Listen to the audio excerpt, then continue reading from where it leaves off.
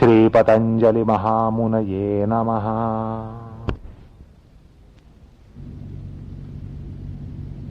सूत्रकारांनी चित्त परिकर्माचं एक दीर्घ प्रकरण, अत्यंत महत्वाचं प्रकरण, अत्यंत परिणामकारकतेनं हाताळलं आणि आता त्याचा हेतू सांगतात की कुठल्या कारणानं, कुठल्या कारणासाठी हे चित्त परिकर्माचं प्रकरण या ठिकाणी सांगितलं गेलं. समजा असं आहे की चित्त परिकर्म हा प्रकार जर आम्ही हाताळला तर आपल्याला आपल्या चित्तामध्ये प्रसन्नता येते, शांतता येते, चित्त उदात्त होतं, चित्त शांत होतं, चित्तातल्या वादळांचं शमन होतं, चित्तातले आचके थांबतात आणि चित्त खरोखर शांत, निर्मळ आणि निर्वलय असं होतं. आपल्याला चित्त प्रसादनाचा प्रकार अनुभवाला येतो. चित्ताचा प्रसाद जो असतो तो त्या ठिकाणी आपल्याला अनुभवाला येऊ शकतो. ते जर मार्ग आपण, ते जर प्रकार, तंत्र आपण जर परिणामकारकतेनं हाताळले तर आपल्याला निश्चितच त्याचा परिणाम हा जाणवतो, चित्तावर परिणाम झालेला जाणवतो. चित्त प्रसादन होतं, मनसस्थिती निबंधनाचा प्रकार संभवतो. पण असं आहे की प्रथितयश योग्याने जर हे प्रकार हाताळले, प्रथितयश योग्याने जर हे प्रकार हाताळले की ज्याच्या मनामध्ये वादळ नाहीये, प्रकारचं वादळ नाही, आचके नाही, मुळातच मन शांत, संन्यस्त वृत्तीचं आहे, शांत वृत्तीचं आहे, समाधानी वृत्तीचं आहे, ज्याला आपण चित्त प्रसादन म्हणतो, हा जर त्याच्या चित्ताचा स्थायी भाव असेल तर त्या योग्याला फार मोठी मजल या उपायांद्वारा गाठता येते, मारता येते. म्हणजे आपण हे उपाय हाताळून आपल्या चित्तातल्या वादळांपासून आपण मुक्ती पाहू शकतो. चित्तातल्या आचक्यांपासून, धक्क्यांपासून आपण आपला बचाव करू शकतो. चित्ताच्या शांत धर्माची एक अनुभूती आपण घेऊ शकतो. पण ज्या योग्याचा हा स्थायी भाव आहे, चित्ताचा स्थायी भाव आहे की चित्त नेहमी शांत असतं, उदात्त असतं, पवित्र असतं, कुठल्याही वलयाने मुक्त असतं, कुठल्याही प्रकारे त्यात वादळ नसतं, असं जर असेल तर हीच तंत्र वापरून त्याचं चित्त फार मोठा एक पल्ला, साधनेचा पल्ला हा साहजिकच गाठू शकतो. ह्याची आपण सहज कल्पना करू शकतो. म्हणजे आपण साधं प्राणायाम केल्यानं आपलं चित्त शांत होतं, ध्यान केल्यानं चित्त शांत होतं. मग ज्याचं चित्त मुळातच शांत आहे, योगधर्माची ज्या ठिकाणी त्याचं बीजारोपण झालंय, योगधर्माचं बीजारोपण झालंय, योगाचा अंकुर उठलेला आहे, किंबहुना योगाचं पीक ज्याच्या चित्तामध्ये आहे, त्याने जर हीच तंत्र वापरली तर त्याचा परिणाम काय होऊ शकतो याची कल्पना आपल्याला करता येते, करू शकतो. पण करण्याचं कारण नाही, कारण सूत्रकार सांगतायत. सूत्रकार म्हणतात की अशा प्रकारे चित्त परिकर्मित झालं म्हणजे आपलं सुद्धा चित्त विशुद्ध होता होता होता होता होता होता योग्याच्या पातळीला जर पोचलं तर काय होतं? परमाणु परमतत्वांतो अस्य वशिकारः असं ते 40व्या सूत्रात सांगतात. म्हणजे उपरोक्त चित्त परिकर्मामध्ये, चित्त परिकर्माद्वारा चित्ताला एकाग्रता, सामर्थ्य म्हणजे वशित्व, चित्ताला एकाग्रता, सामर्थ्य म्हणजे विषयावर एक वशित्व येतं, विषयांवर अधिकार येतो. ते विषय कुठले? तर परमाणु पदार्थापासून परमअणु, परमसूक्ष्म, परमाणु अशा पदार्थांपासून परममहत अशा पदार्थांपर्यंत, म्हणजे कुठलाही विषय हा त्याच्या वशीकाराच्या बाहेर राहत नाही. परमाणूपासून परममहत तत्व अशी जी तत्व असतील, पदार्थ असतील, ती सगळी पदार्थ ह्या योग्याच्या चित्ताला वश असतात, वशीकृत असतात. अर्थात त्यामुळे त्याला साक्षात्कार सामर्थ्य हे प्राप्त होत असतं. तर असं आहे की आतापर्यंत 33व्या सूत्रापासून म्हणजे मैत्री करुणामृता उपेक्षाणाम सुखदुःख पुण्य विषयाणाम भावनात चित्त प्रसादनम, त्याच्यापासून सुरू झालेली जी सूत्र आहेत आणि ती अगदी यथाविमत ध्यानात द्वापर्यंतची म्हणजे 39व्या सूत्रापर्यंतचे जे प्रकार तंत्र सांगितले 33 ते 39 जी सूत्र आहेत त्यामध्ये चित्त प्रसाधन आणि मनाच्या स्थिती निबंधनाद्वारा चित्ताचं परिकर्म, चित्त परिकर्म, चित्त विशुद्धीकरण हे प्रकार कसे हाताळायचे असतात हा तंत्रशः सूत्रकाराने तो भाग सांगितला, त्याच्या तंत्रात भाग सांगितला. म्हणजे केवळ तात्विक उहापोह नव्हता तर त्यामध्ये तांत्रिक भाग होता जो अभ्यसनीय, अभ्यासाला योग्य, अभ्यासाला मार्गदर्शन करणारा असा प्रकार होता. तर तो एक प्रकारचा ज्याला प्रिपरेटरी मेंटल एक्सरसाइजेस असं म्हणता येईल असा तो प्रकार होता. म्हणजे चित्ताला धारणा ध्यान योग्यता, चित्ताला धारणा ध्यान योग्यता, एकाग्रता धर्म चित्तामध्ये प्राप्त होण्यासाठी, निर्माण होण्यासाठी जे काही उपाय करावे लागतात म्हणजे योगज संस्कृतीकरण, चित्ताला योगज संस्कृतीकरण करणं हा जो प्रकार होता त्यासाठी एक हा प्राथमिक असा तंत्राचा प्रकार सूत्रकारांनी सांगितला.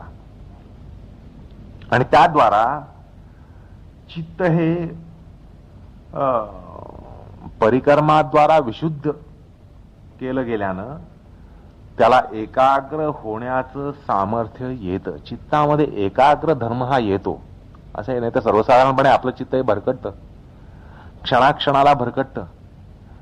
या विषयांपासून त्या विषयांपर्यंत त्याला म्हणजे कुठल्याही प्रकारे अटकाव नाही. भ्रमर जसा मध गोळा करतो या फुलावरनं त्या फुलावर, त्या फुलांवरनं त्या फुलावर, अशा प्रकारे त्याचं जे भ्रमण चालतं त्यालाही लाजवेल अशा प्रकारचं भ्रमण आपलं चित्त करत असतं. अर्थात त्याला तो सर्वार्थतेचा धर्म त्याच्यामध्ये असतो. आपल्या चित्तामध्ये सर्वार्थता असते. पण हे योग्य संस्कृतीकरण झाल्यानं त्या ठिकाणी त्याच्या विरुद्ध टोकाचा जो एकाग्र धर्म आहे तो उदित होत असतो. आणि त्यामुळे काय होतं त्या चित्ताच्या कक्षेमध्ये येणारे जे विषय असतात म्हणजे त्या चित्ताला वशीकार जो प्राप्त होतो, अधिकार जो प्राप्त होतो तो कुठला, तो सूत्रकार या सूत्रामध्ये सांगतात.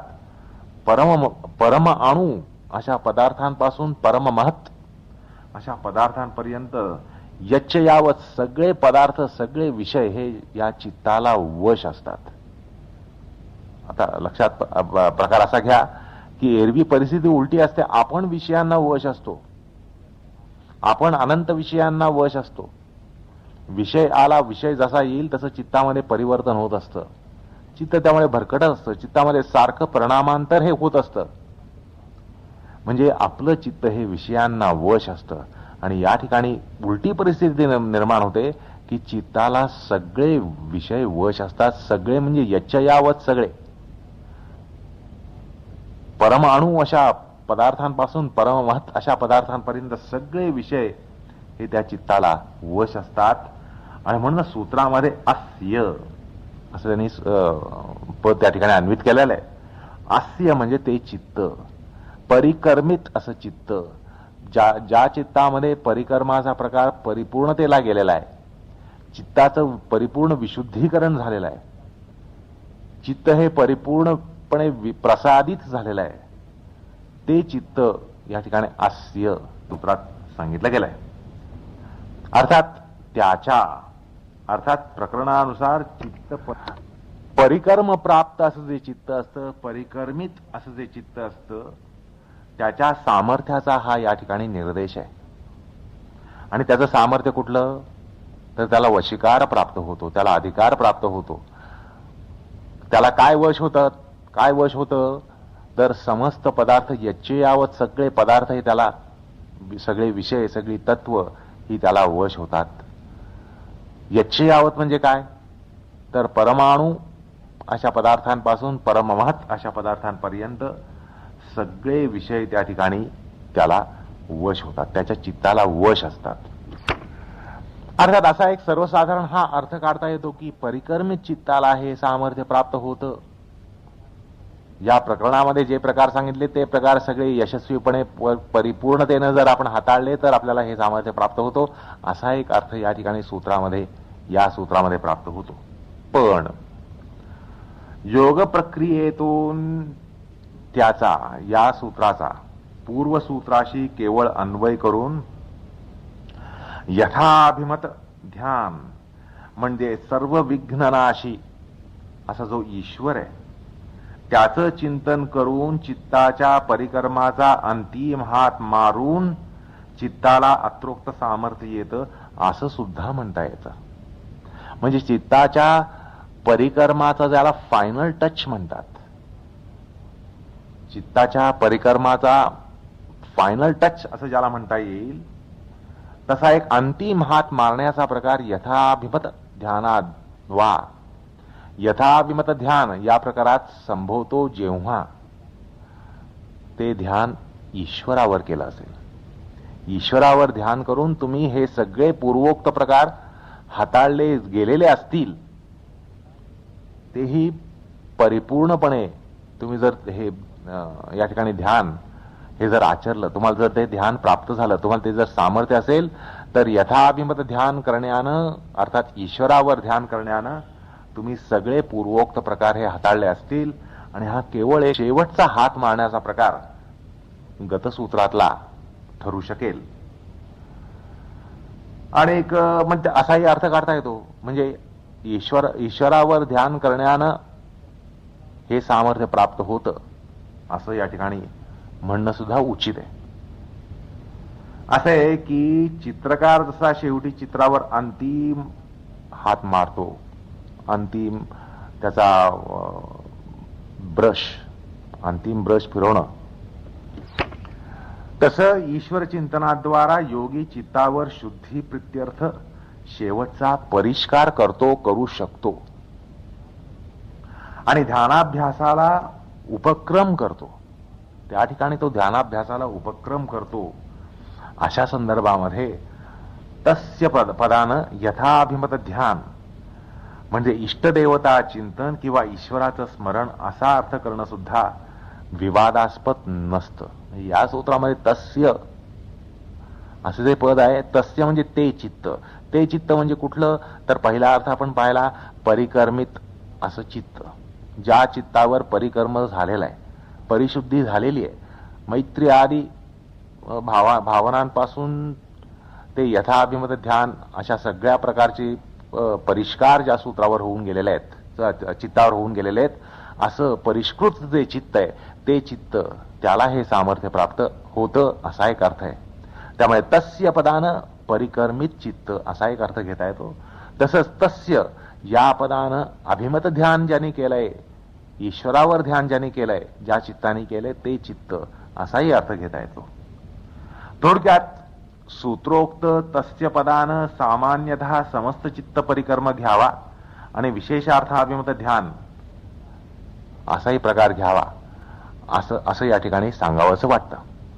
कारण असं आहे की चित्त परिकर्मित जरी केलं तरी शेवटी त्याला अभिमत ध्यान हा प्रकार आवश्यक असतो, त्याला पर्याय नाही. म्हणून सूत्रकार सर्वात शेवटी यथाभिमत ध्यान सांगतात.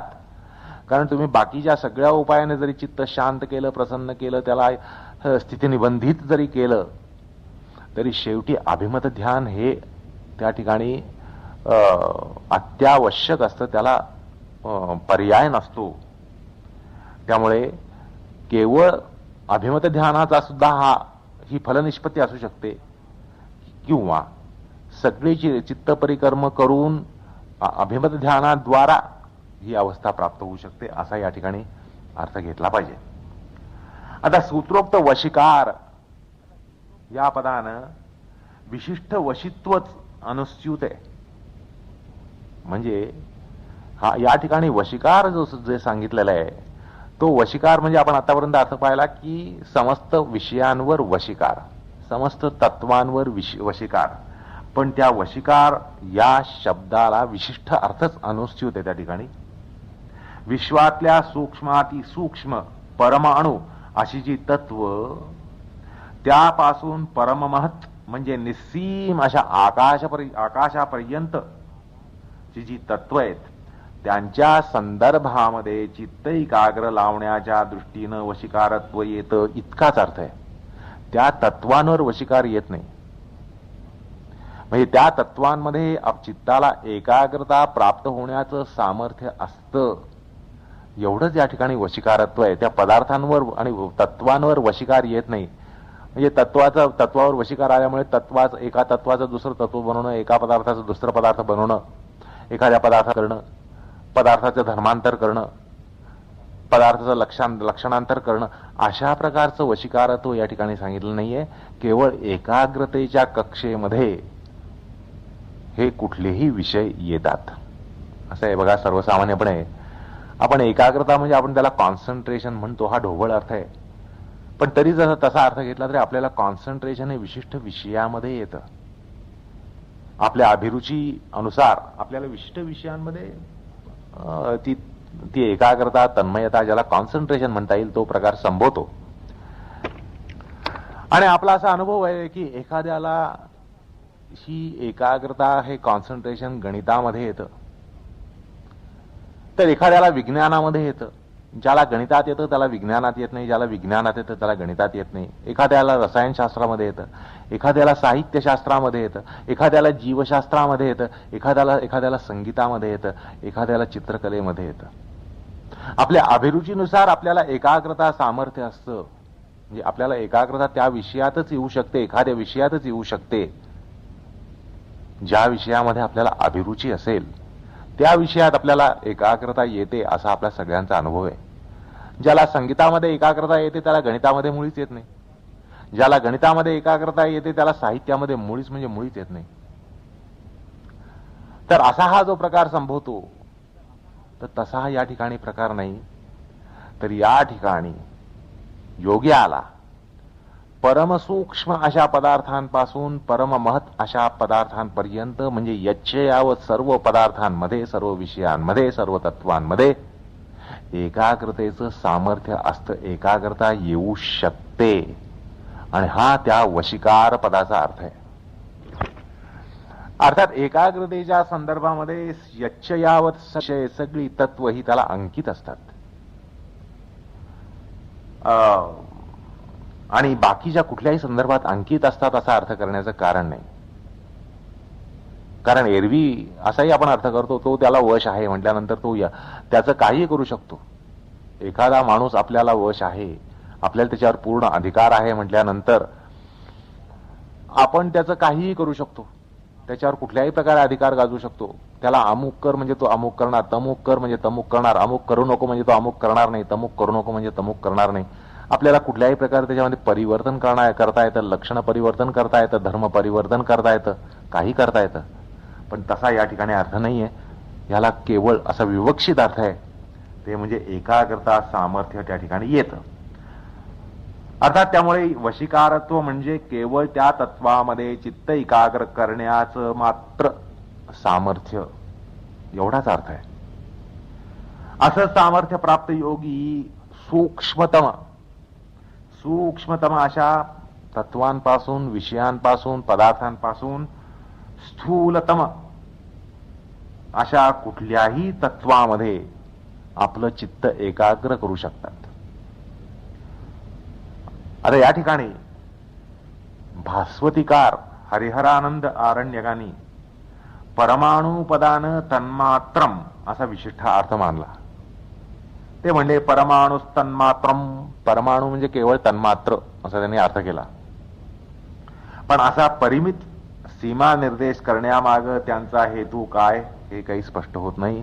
असं ते का म्हणतात त्याचं स्पष्टीकरण ते देत नाहीत. अस्मितादी तत्व तन्मात्रांपेक्षा सूक्ष्म असतात. थोडा आपण जर या ठिकाणी अतीत भौतिकीचा विचार केला तर असं लक्षात येतं की तन्मात्रांपेक्षा अस्मिता सूक्ष्म असते. आणि या ठिकाणी ग्राह्य असताना, ग्राह्य मानावयाचे असताना त्यांनी तसं का म्हटलं ह्याचा खुलासा त्यांनीच केलेला नाहीये. त्यांनी करायला हवे होता.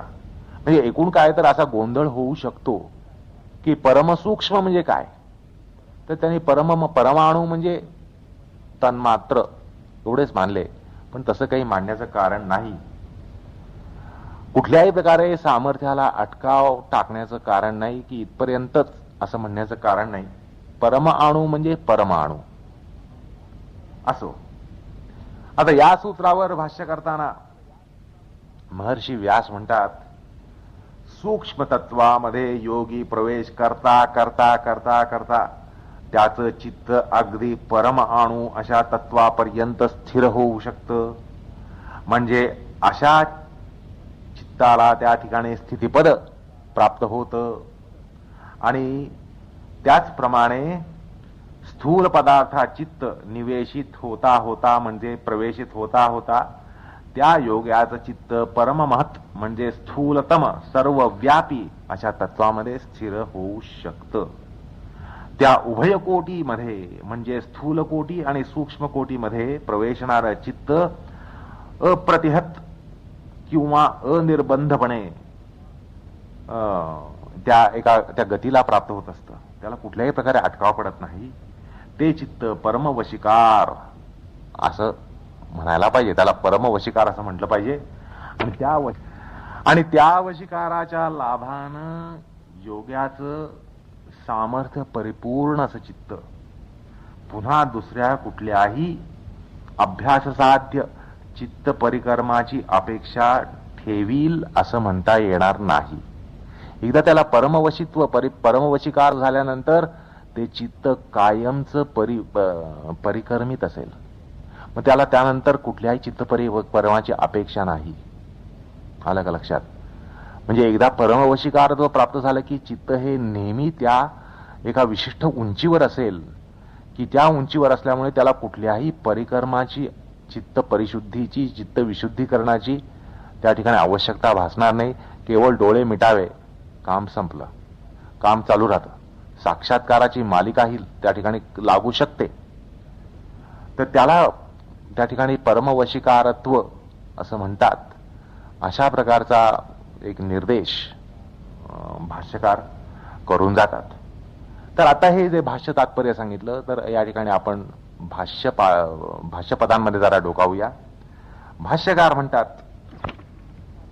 परमाणु परमतत्वान्तोस्य वशिकारः सूक्ष्मे निविशमानस्य परात् परम अन्वन्तं स्थितिपदं लभते इति स्थूले निविशमानस्य परमतत्वान्तं स्थितिपदं चित्तस्य एवं ताम उभयीं कोटिम अनुधावतो यो अस्याः प्रतिघातः स परो वशिकार तद्वशिकाराद परिपूर्णम योगिनं चित्तं न पुनरअभ्यासकृतं परिकर्मापेक्ष्यते इति. अर्थात आताच सांगितल्याप्रमाणे हा जर वशिकार प्राप्त झाला तर परमसूक्ष्म अशा वस्तूंमध्ये मन प्रवेशित होता होता होता होता ते परमसूक्ष्म परमाणू अशा तत्वामध्ये स्थितिपद प्राप्त करू शकतं. किंवा स्थूल अशा तत्वांमध्ये ते निवेशित होता होता होता होता स्थूलतम अशा परममहत तत्वांमध्ये ते स्थितिपद प्राप्त करून घेऊ शकतं. आणि पुढे त्याचं म्हणतात की एवं ताम उभयकोटीम अनुधावतो यो अस्य अप्रतिघातः स परो वशिकारः. तो वशिकारापेक्षा पर उच्च असा प्रकारे केव्हा एवं ताम उभयकोटीम अनुधावतो यो अस्य अप्रतिघातः. अप्रतिघातपणे अनिर्विघ्नपणे जाळला तो ते चित्त कुठल्याही या टोकाच्या किंवा त्या टोकाच्या तत्वांमध्ये निवेशित होऊ शकतं. त्यावेळेला त्याला परो वशिकारः म्हणजे वशिकारापेक्षा पर म्हणजे परवशिकारत्व असतं असं भाष्यकार सांगतात. या ठिकाणी परमवशिकार श्रेणी सांगितल्यावर अपरवशिकार श्रेणीचं अनुमान होतं. आणि विज्ञान भिक्षूंनी हे हेरून असं म्हटलंय की परशब्दात अपरो अपि वशिकारो अस्ति दोषदर्शनजन्यो वशिकार संज्ञा रूप इति भावः. म्हणजे सूत्रकारांनी परवशिकारत्व सांगितलं आणि परवशिकारत्व सांगितल्यामुळे अपरवशिकारत्व असतं असं अनुमान सहज काढता येतं. आणि ते अपर म्हणजे काय तर ज्या ठिकाणी दोषदर्शनजन्य सामर्थ्य जे प्राप्त होतं ते अपर वशिकार असं सामर्थ्य असतं आणि त्यांच्यानुसार अभ्यासकृत वशिकार सामर्थ्य ते अपर होय. म्हणजे ज्याला अभ्यासाची अपेक्षा असते, अभ्यासकृत जे असतं ते अपर आणि स्वाभाविक असं जे असतं ते परम वशिकार असतं असंही ठरवता येतं आणि असं ते भिक्षू ठरवतात. आता भोजवृत्तीमध्ये या वशिकार पदाबद्दल किंवा वशिकारत्वानं अनिर्विघ्न चित्तगती असं त्यांनी म्हटलेलं आहे की ज्या ठिकाणी चित्ताला अप्रतिहत अशा प्रकारे एक चॅनल मिळतो की ज्याला आड कोणी येत नाही, त्याला आडवं काही येत नाही, त्याला कुठल्याही प्रकारचा प्रतिघात पोचत नाही, कुठल्याही प्रकारचं विघ्न येत नाही, अनिर्विघ्नपणे चित्त त्या तत्वांमध्ये निवेशित होऊ शकतं असं त्यांनी त्या ठिकाणी अर्थ केलेला आहे.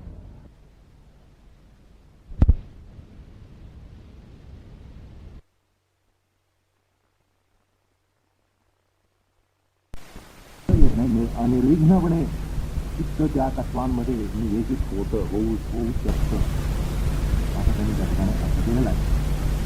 आणि ते चित्त अनिर्विघ्नपणे अप्रतिहतपणे सूक्ष्मातिसूक्ष्म अशा तत्वांपासून विषयांपासून स्थूलातिस्थूल अशा तत्वांपर्यंत एकाग्रता प्राप्त करून घेऊ शकतं, एकाग्रता भूमीत जाऊ शकतं.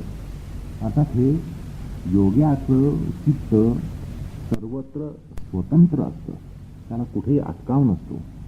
योग्याच्या चित्ताला प्रवेश कुठेही मुक्त असतो आणि हा आपल्याला अजिबात नसतो याची आपल्याला स्पष्ट जाणीव आहे. आपल्याला अनेक प्रकारचे अटकाव पडतात, अनेक गोष्टी आपल्या चित्ताच्या पलीकडे असतात, चित्ताला त्या ठिकाणी अजिबातच पोच नसते. आणि ही जी आपली मर्यादा आहे या मर्यादेची आपल्याला स्पष्ट जाणीव वरच्यावर येत असते आणि आपल्या चित्ताला किती अटकाव आहे हे आपल्याला स्पष्ट समजू शकतं. पण योगाच्या बाबतीत तसं नसतं, त्याला त्या ठिकाणी सर्वत्र खुला संचार असतो, त्याच्या चित्ताला खुला संचार असतो आणि त्याला त्याच्या गतीमध्ये कुठल्याही प्रकारे अटकाव येत नाही. आणि म्हणून वृत्तिकार या संबंधात असं म्हणतात सर्वत्र स्वातंत्र्यम भवती इति अर्थ. हे खरं चित्त स्वातंत्र्य, आलं का लक्षात? हे खरं चित्त स्वातंत्र्य असतं की त्या योग्याच्या चित्ताला कुठेही अटकाव पडत नाही. असो, आता योग भाष्यकार जे म्हणतात की परमवशिकारत्व लाभानं योग्याचं सामर्थ्य परिपूर्ण असं जे चित्त असतं, योगाचं सामर्थ्य परिपूर्ण असं जे चित्त असतं ते पुन्हा दुसऱ्या कुठल्याही अभ्याससाध्य चित्तपरिणाची अपेक्षा ठेवीत नाही. ज्याला उचलून धरताना नागोजी भट्ट आपल्या छायावृत्तीमध्ये म्हणतात तेन परेण वशिकारेण परिपूर्णम समाप्त स्थैर्य साधना आकांक्ष योगिनश्चित्तम तः पुनः अभ्यास साध्य परिकर्म परिष्कारम अपेक्षते. आणि म्हणून ते लगेच म्हणतात की त्याचमुळं हे अत्यंत उत्कृष्ट असं चित्त परिकर्म असतं. पराकाष्ठा गाठल्यानंतर पुन्हा दुसरा कुठलाही उपाय करावा लागत नाही चित्त परिकर्माचा. असो, तर अशा लब्धस्थित असे चित्ताला ही जे असं सामर्थ्य प्राप्त झाल्यानंतर असं ते लब्धचित्त असतं त्याला एकाग्रता लब्धचित्त सामर्थ्य असं म्हणता येतं. आणि त्याचे जे स्थूल सूक्ष्मतम विषयांपर्यंत जे नियोजन होतं त्याच्यानंतर हे चित्त कुठल्याही विषयामध्ये जात असतं. ते त्यालाच तो जो प्रवेश आहे तो प्रवेश कसा तर तो समापत्तीच्या द्वारा होत असतो. आलं लक्षात? म्हणजे हे जे योगाच्या चित्तामध्ये जे सामर्थ्य असतं की त्याला कुठेही अप्रतिहत प्रवेश असतो. म्हणजे काय, केवळ त्याला द्वार उघडे नसतात तर त्या ठिकाणी त्याला तन्मयता, एकाग्रता, तदंजनता, तन्मयता येण्याचे प्रकार संभवतात. आपण आत्ताच पाहिलं की अर्थशास्त्रामध्ये तन्मयता येऊ शकते, त्याला संगीतामध्ये येईल असं सांगता येत नाही, गणितात तर येणारच नाही कदाचित. किंवा विज्ञानाच्या क्षेत्रातला जो असतो त्याला विज्ञानामध्ये तन्मयता येते पण साहित्यामध्ये तन्मयता येत नाही. म्हणजे एके ठिकाणी तन्मयता आली तर कुठेच येत नाही असा एक प्रकार आपल्यामध्ये संभवतो. याचा आपल्याला अनुभव आहे. एकाने तन्मयता आणि ह्याचेच मारामार असते आपल्यामध्ये. क्वचित एखाद्याला प्रतीती असा तो त्या क्षेत्रामध्ये असेल, त्याला त्या विषयामध्ये तन्मयता येते, तीही आपल्या तोलदेने येते. पण त्याला एका विषयात तन्मयता आल्यानंतर त्याला दुसरे विषय गम्यच नसतात. अशी आपली एकूण मारामार असते. पण योगाच्या बाबतीत तसं नसतं.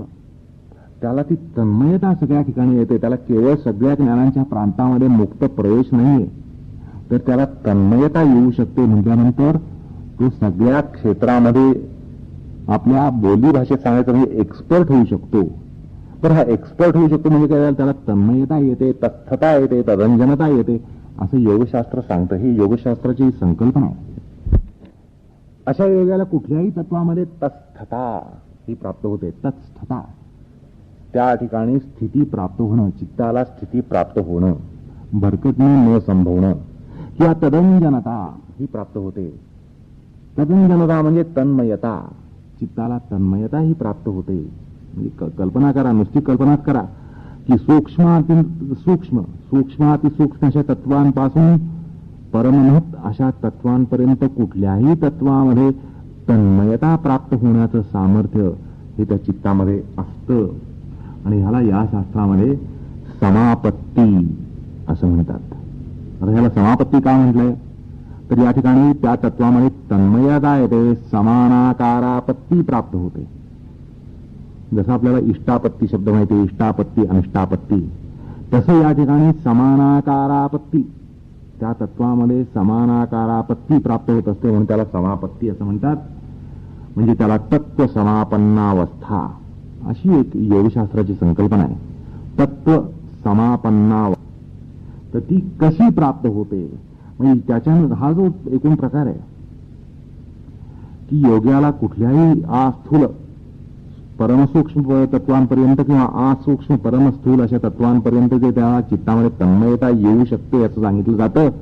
त्यामागचं एकूण मनोविज्ञान काय, त्याची प्रक्रिया काय, हा सगळा अत्यंत मनोहर्षक भाग ह्याच्यानंतरच्या प्रकरणामध्ये सुरू होणार आहे.